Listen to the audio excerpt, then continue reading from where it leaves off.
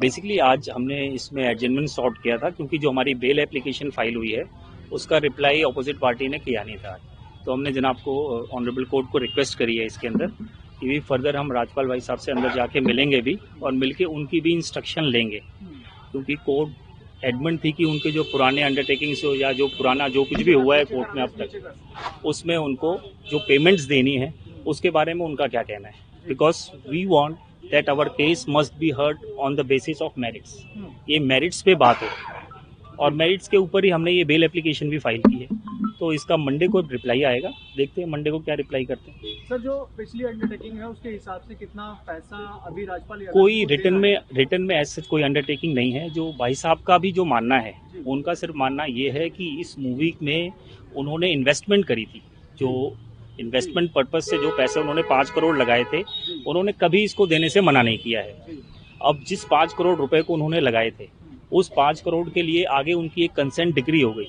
Consent decree के बाद वो एग्जीक्यूशन में चला गया। एग्जीक्यूशन में जाने के बाद उन्होंने पैसे लेने से मना कर दिया था।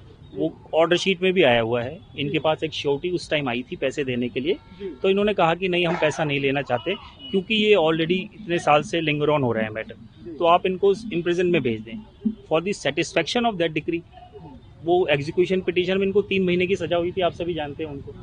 तो 3 महीने तो उन्होंने वो जेल में काट लिए। अब उस जो कंसेंट डिक्री का वो पार्ट था उसी की बेसिस पे ये कहा गया था कि पुराने एग्रीमेंट रिवाइव नहीं होंगे।